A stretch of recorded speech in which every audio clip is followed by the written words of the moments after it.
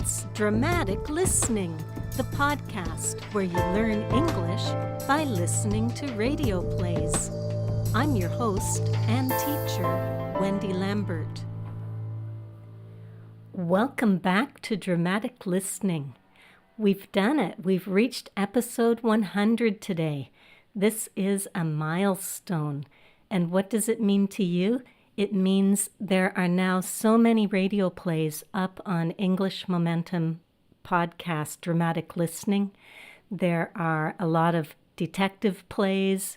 There's a romance, a couple of science fiction, a comedy, a couple of suspense plays, and a couple of westerns. If you have friends learning English that these might appeal to, let them know about it and send them to englishmomentum.com. And for yourself, if you haven't been listening for the past few years, go back into those archives and add another story to what you're studying. It would also help me a lot if you would go to iTunes and find the Dramatic Listening podcast in the podcast part of iTunes and give me a review. That way more people will find Dramatic Listening in iTunes. And that will motivate me to keep producing more. And then there's something that would really help me when I'm choosing radio plays to do, and that is if you would send me an email. Email me at WLambert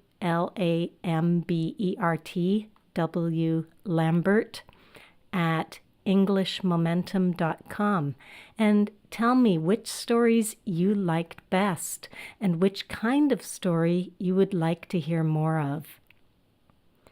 Well, this is the fifth and final episode of The Choice, a Gunsmoke radio play, and I'm calling this one Actions Speak Louder Than Words.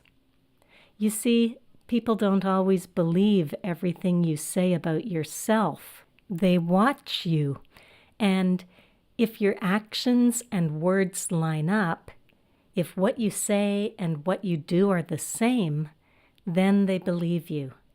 But if what you do and what you say don't jive, if they're different, then people are going to believe what they see, not what they hear.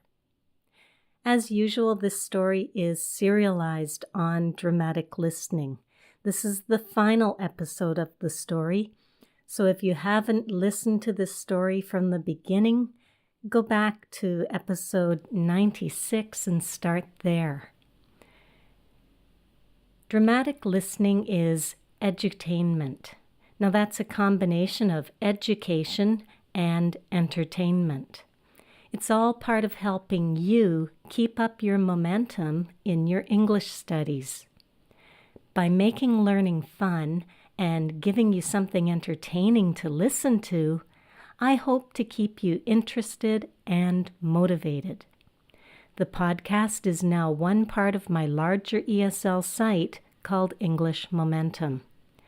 I hope you drop by englishmomentum.com to check out the site, but also to get the free PDF that comes with each episode of this podcast. Just register and log in. Registration's free. As a logged-in member, you can download that free PDF, and in it, you'll find the vocabulary and the transcript for the podcast episode to help you learn the words and read along. There's a new PDF with every episode, so I really encourage you to head on over to englishmomentum.com and become a member today. As I said, today we're listening to part 5 of The Choice, an old-time radio play from Gunsmoke that was first aired back in 1955. In this part of the play, Andy's actions, his behavior, show us what he's really like. if he goes out riding shotgun and keeps the shipment of gold safe from bandits along the road, then we know we can trust him. And that one time builds more trust for the future. If, on the other hand, he says he wants an honest job, says he wants to go straight, and then robs the stagecoach, his words become false. We'll listen to Act 3 shortly to find out what Andy's true colors really are, whether he's good or bad. But first we have 9 key words to learn. And remember, these words are all posted on Quizlet. So if you're a Chinese speaker, you could learn these words with English Chinese flashcards and games at www.englishmomentum.com/Quizlet. And now for the key words. I'll be giving you the word, the meaning, and a model sentence for each one. Our first word is steak. Now that's S-T-A-K-E, not the kind of steak that you eat, but it is also a noun. Stake means something such as money that you could win or lose in a game. Duju in Chinese. So if you put your whole stake on one turn of the card, that means you put all your money down, and if you turn over the right card, you win all the money from everybody on the table. And if you turn over the wrong card, you're going to lose all your money, your whole stake. We can also say Yabao in Chinese.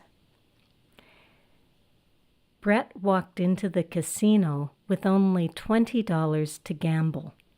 Should he play the slot machines all evening, or put his whole stake down on one bet at the card table?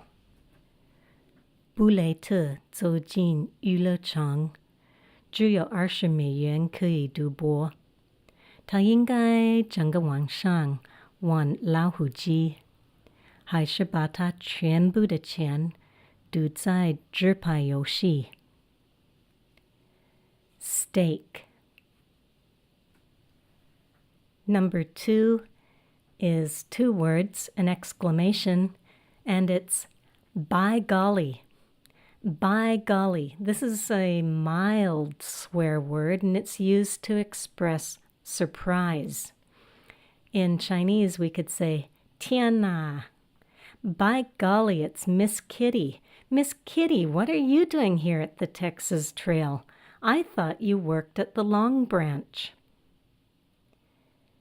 天哪，是凯蒂小姐。凯蒂小姐，你在德州小路酒吧做什么？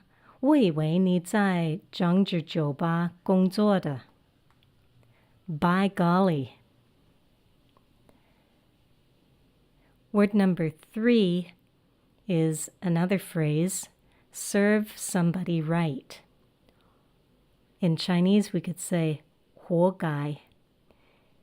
If it serves you right, then you've gotten what you deserved, or someone else has gotten what he deserved, and it's something bad. 这是他应该得的报应. It means you deserve blame. 就罪有应得. Or if you say, serves me right, it means you have yourself to blame. 咎由自取. Buying this used car was a big mistake. Serves me right for being so cheap. It's true. You get what you pay for. 买这辆二手车是一个很大的错误。我这都是咎由自取，因为我贪小便宜。这是真的，你付多少钱就得到多少价值的东西。Serve somebody right, or serves me right. Word number 4, pack horse. Pack horse is a noun, and it's 2 words put together. Pack, like a bag full of something, and horse.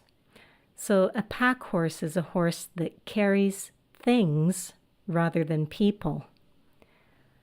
In Chinese, we can say tuo or tuo ma.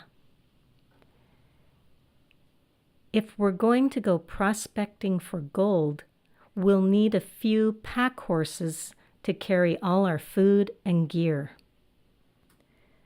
如果我们要去探矿，我们需要几匹驼马来运载我们所有的食物和装备。Pack horse. Word number 5, saddle. Saddle. This is a noun, and it's the leather seat that you put on the back of a horse. Ma'an. Women sometimes ride side saddle. That way, they can still wear a dress while riding a horse. 女性有时骑侧马鞍，这样一来，她们一边骑马，仍然可以穿着裙子。Saddle. Word number 6, withdraw. Withdraw is a verb, and it means to say that something you said or wrote is not true, or that it's no longer correct. 撤回 or 收回 in Chinese. 2 days ago, I accused him of lying, but now I want to withdraw that statement. I was wrong. 2天前我指责他说谎，但现在我想撤回这句话，我说错了。Withdraw. Word number 7, robbery. Robbery is a noun, and it's the name of the crime when you take money or belongings from a person or from a place, and often by using force, violence, or threats. So robbery often has a weapon involved, perhaps a gun. Whether it's used or not, it's used as a threat. So in Chinese, we say 枪决罪. Tommy got in with the wrong crowd. Now he's doing time for robbery and assault with a weapon. 汤米交了坏朋友，现在他因为用武器抢劫和攻击别人而坐牢。Robbery. Word number 8, charge.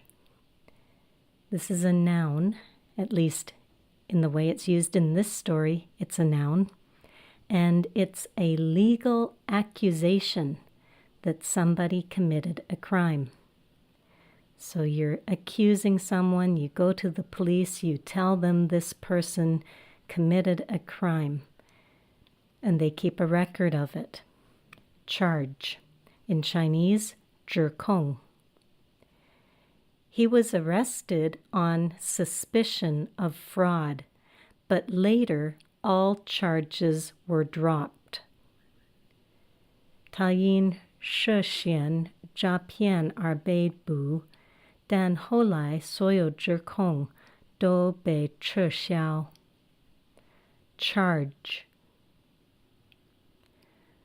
Word number 9 is an idiomatic phrase, 2 words, go straight. To go straight means to become honest. Straight here is the opposite of crooked or dishonest. So to go straight, to become honest, to turn from a life of crime and become a good person, to reform. In Chinese, we can say, gai xie gui zheng, or xi shou bu gan, or shou xin. He didn't like it in prison and determined to go straight when he got out.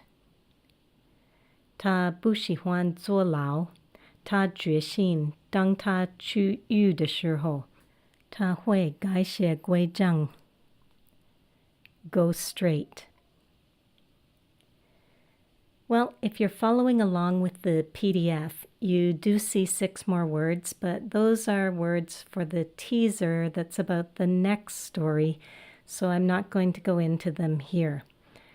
It tells the audience a little bit about the next story to get them anticipating it. So it's not really part of this story, but it is in the bonus PDF. So that's it for the keywords. Let's listen now to the Choice Act 3. This part of the play is about 3 minutes long.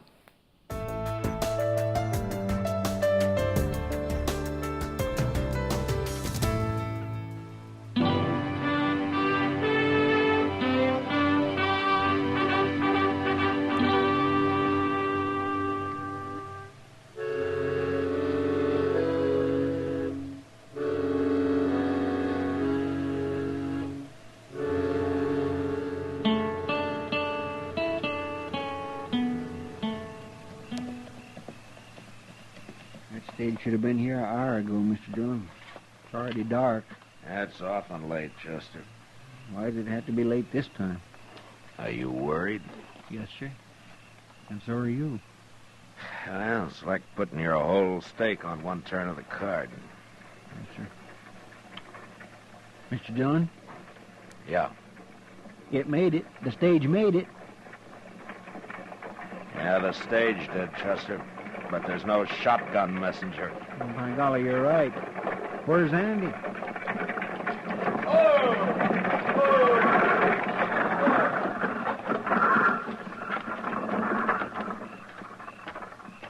Where's Andy, Jim? I don't know where he is. I ain't seen him since we got to Hayes. You mean he quit, Jim?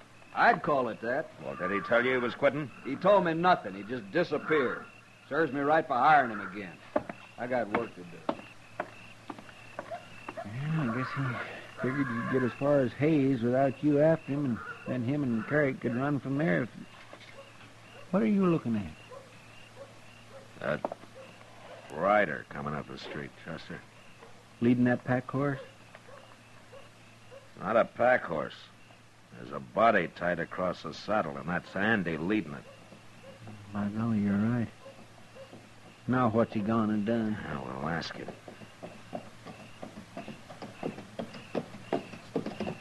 Hello, Marshal. Hello, Andy.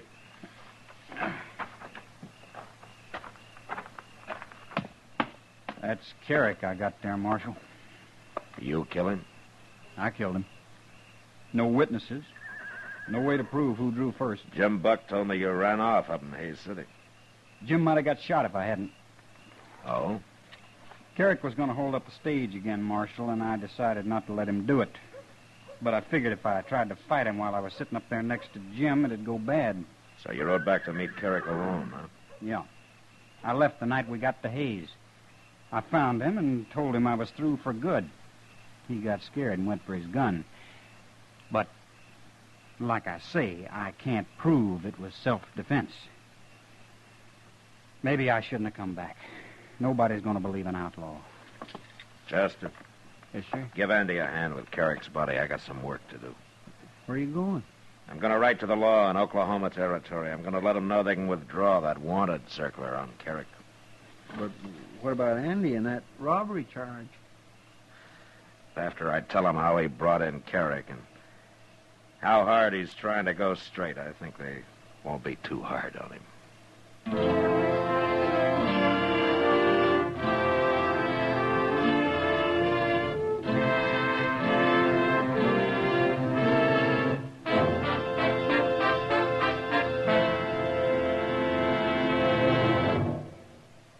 In a moment, our star, William Conrad.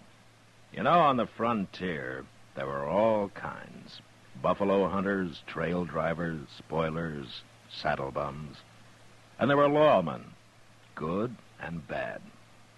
Well, our story next week concerns a lawman's death.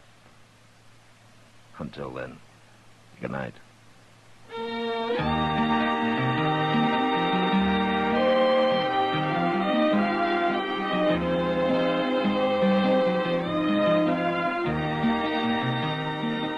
Gunsmoke, produced and directed by Norman MacDonald, stars William Conrad as Matt Dillon, U.S. Marshal.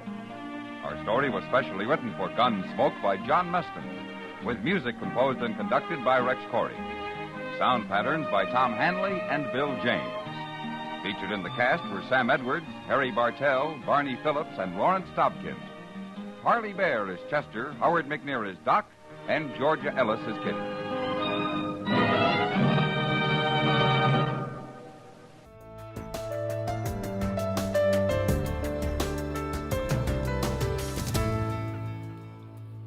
And now it's time for the walkthrough.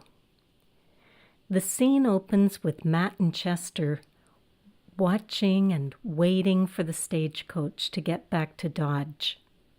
They're both worried that the stage might have gotten held up by outlaws, and that Andy was one of those outlaws. Matt makes a comparison. Giving Andy this chance to prove himself is like gambling at a card game. It's like taking all your money, your whole stake, duju, and putting it on the turn of one card. When you turn over the next card, you either win all the money bet by the other players, or you lose all your money all at once in that one card.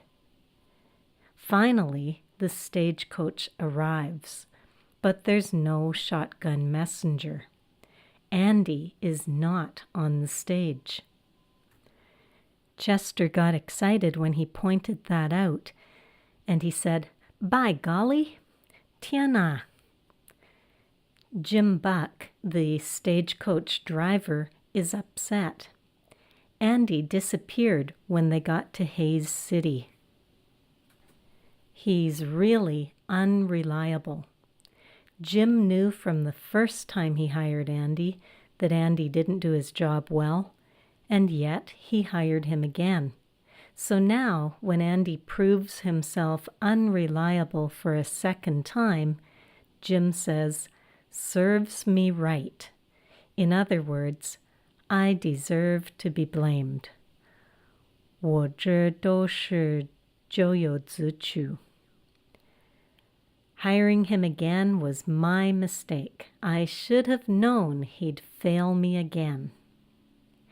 Chester points out that getting as far as Hayes City without being a suspect was like getting a head start in their run from the law. They would be a day's ride ahead of Matt and Chester. Matt is looking at someone coming into town on horseback, leading a second horse. Chester thinks the second horse is a pack horse, a horse used to carry food and equipment, tuoma. But Matt says, no, it's not a pack horse. It's not carrying equipment. It's carrying a dead man. The body is tied across the saddle, ma'an. Normally, you would sit on a saddle when you ride a horse. You wouldn't lie across the saddle with your head on one side and your feet on the other. No, this guy was definitely dead. The marshal goes over to Andy to find out what happened. The dead man is Curick, the guy Andy had a fight with in the saloon. When asked, Andy admits that he killed Curick. Unfortunately, there were no witnesses. No one saw it happen. So it comes down to whether you believe Andy's story or not. Andy says there's no way to prove who drew first, no way to prove who pulled out their gun first. If Andy was first, then this was murder. But if Keurig went for his gun first, and then Andy beat him, then this was self-defense on Andy's part. Matt tells Andy Jim Buck's story. He says, "Jim Buck told me you ran off on him in Hayes City. You ran off on him. You disappeared." This means that Andy left Jim without saying goodbye, without telling Jim he was leaving. Andy explains. He knew Keurig was around and that he would have to face Keurig. Keurig would try to kill Andy for abandoning him. Andy knew too much, so if he wasn't going to work with Keurig anymore, then he was dangerous. He could witness against Keurig in a court of law. So Andy was looking out for Jim Buck's safety. Andy found Keurig and told him he wasn't going to work with him robbing people anymore. Keurig immediately reached for his gun, so Andy drew his own gun faster and shot Keurig dead. Andy's story shows that it was self-defense, but Andy can't prove it. Andy says, "Maybe I shouldn't have come back." Nobody, including the marshal Matt Dillon that he was talking to now, nobody was going to believe an outlaw. Matt has some paperwork to do. He's going to write to the law in Oklahoma Territory and tell them, first of all, that Keurig is dead, so they can withdraw the wanted circular. 他们可以撤回那个通缉犯的通告。They can take back that letter that they've sent around to marshals and sheriffs around the country and tell everyone that Keurig isn't wanted for murder anymore because he's dead. But Andy's name is on the same circular, on that same letter that was sent around the countryside. Chester wants to know what Matt is going to do about Andy's robbery charge. Andy has been charged with the crime of robbery. 抢劫罪的指控. Matt has the outlaw now. He should tell the marshal in Oklahoma Territory to come and get Andy. Or he could tell them that both Keurig and Andy died and let Andy go free.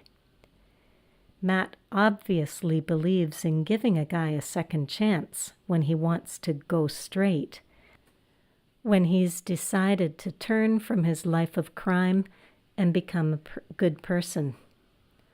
某人如果决心改邪归正，别人应该给他那个机会。But Matt is the law.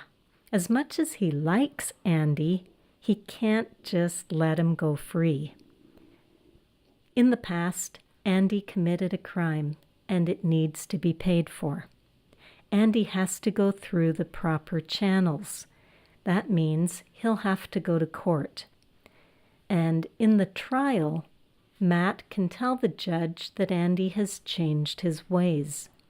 This will likely make the judge go easy on him. If he goes easy on him, he won't be hard on him. He won't give him a really strict penalty, a really long, hard punishment. He'll give him a light punishment. Matt thinks they won't be too hard on Andy. Yes, he will be punished, but the punishment will be light. Well, that's the end of the story. The last part of the radio play is a cigarette advertisement and a teaser to get the audience anticipating their next radio play. They also list the names of everyone involved, the producer, the director, and all the voice actors. I've given you some new words from the teaser. They're in the PDF at englishmomentum.com DL100. But since we won't be doing that story, I won't go into it here. So that's it for the walkthrough. Let's listen again to Act 3.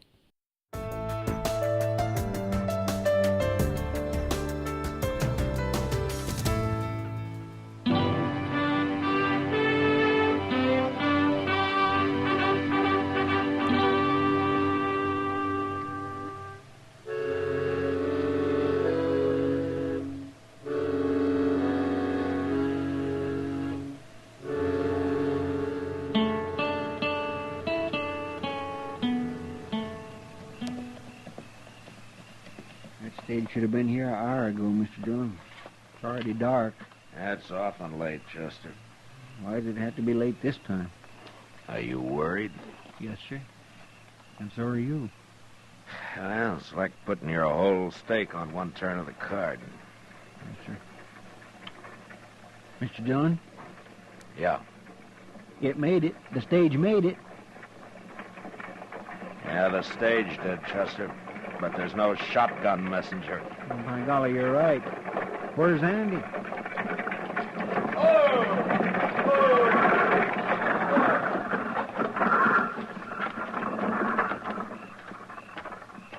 Where's Andy, Jim? I don't know where he is. I ain't seen him since we got to Hayes. You mean he quit, Jim? I'd call it that. Well, did he tell you he was quitting? He told me nothing. He just disappeared. Serves me right for hiring him again. I got work to do. Yeah, I guess he figured he'd get as far as Hayes without you after him, and then him and Carrick could run from there. What are you looking at? That rider coming up the street, Chester. Leading that pack horse? It's not a pack horse. There's a body tied across the saddle, and that's Andy leading it. By golly, you're right. Now what's he gone and done? Well, we'll ask him.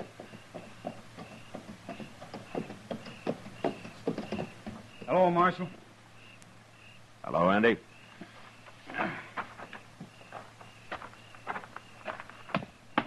That's Carrick I got there, Marshal. You kill him? I killed him. No witnesses. No way to prove who drew first. Jim Buck told me you ran off up in Hayes City. Jim might have got shot if I hadn't. Oh? Carrick was going to hold up the stage again, Marshal, and I decided not to let him do it. But I figured if I tried to fight him while I was sitting up there next to Jim, it'd go bad. So you rode back to meet Carrick alone, huh? Yeah. I left the night we got to Hayes. I found him and told him I was through for good. He got scared and went for his gun. But, like I say, I can't prove it was self-defense. Maybe I shouldn't have come back. Nobody's going to believe an outlaw.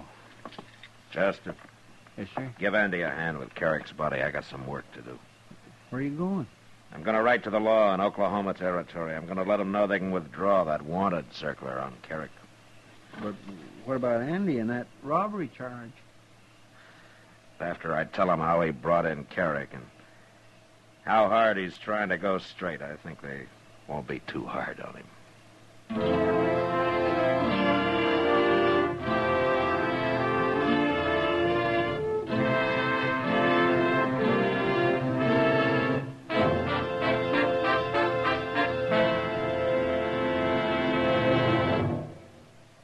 In a moment, our star, William Conrad. You know, on the frontier, there were all kinds. Buffalo hunters, trail drivers, spoilers, saddle bums. And there were lawmen, good and bad. Well, our story next week concerns a lawman's death. Until then, good night.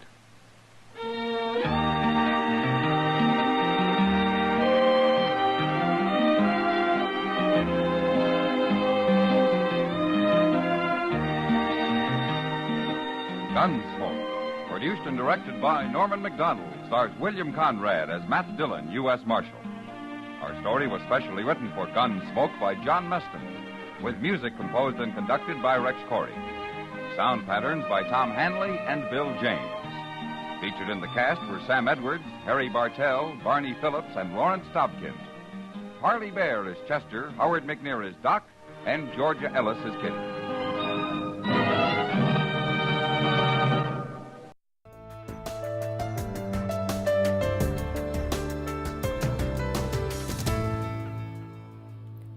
So that's our story, but let's talk about it for a minute.